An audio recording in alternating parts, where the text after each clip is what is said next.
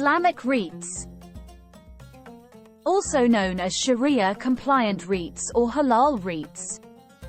What exactly are these investments and what's in it for me, if I'm not a Muslim?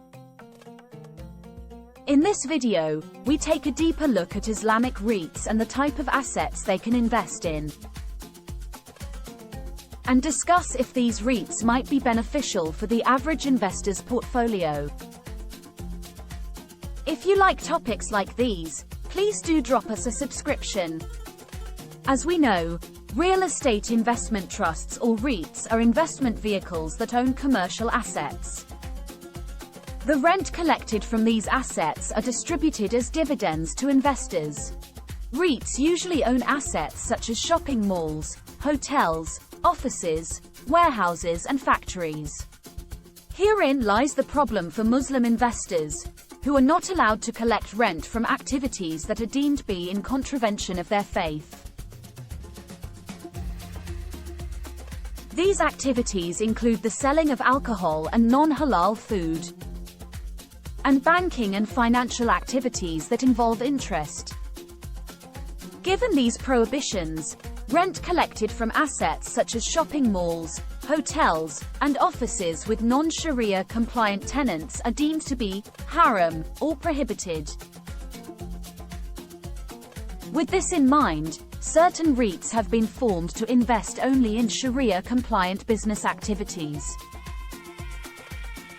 These activities include the running of hospitals and nursing homes, and factories that produce halal products. Islamic REITs typically do not invest in shopping malls and hotels, or will ensure that the rent collected from haram activities are limited to a certain threshold. These thresholds will vary according to the Sharia compliance standards that the REITs choose to adopt.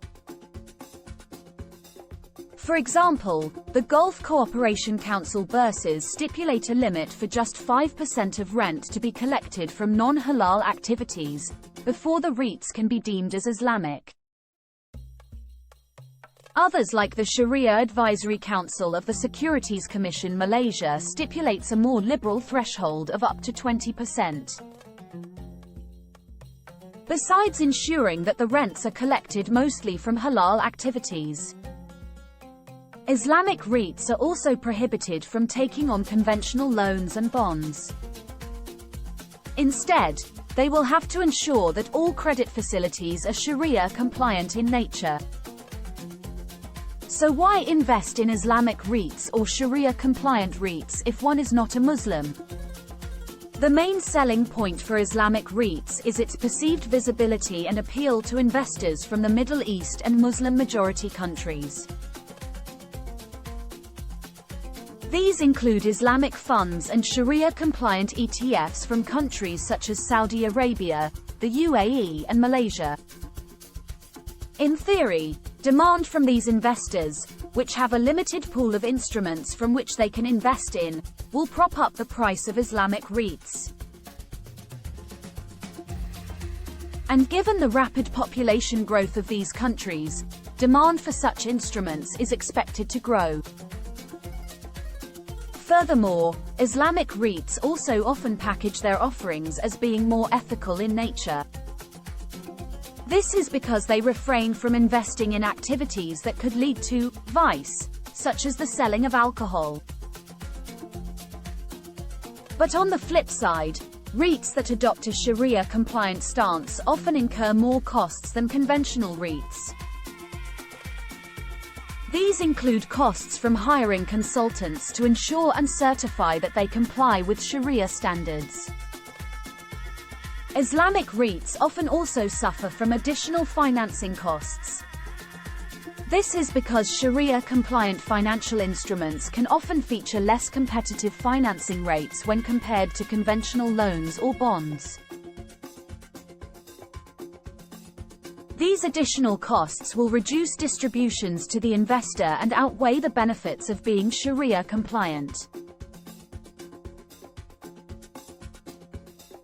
Presently, Islamic REITs are mostly found on the Malaysian Stock Exchange and bourses of countries in the Gulf Cooperation Council. The Singapore Exchange was once home to one of the region's first Shari'ah-compliant REITs, Sabana. But it has since dropped this posture given the more hefty funding costs. With that, there are no more Shari'ah-compliant REITs on the Singapore Exchange today. In addition to the funding costs, Shari'ah-compliant REITs are also limited in the type of tenants they can rent to. This limited pool of tenants often means that the REITs cannot negotiate more favorable lease terms for their tenancies. And this will ultimately impact investors, given the limitations to rent and revenue growth. Given these factors, it is best to weigh the various considerations and decide if Islamic REITs might ultimately be right for your portfolio. Are there any other factors that might influence you to invest in Islamic REITs? Do drop a comment with your thoughts below. And drop us a like and subscribe if you found this to be beneficial.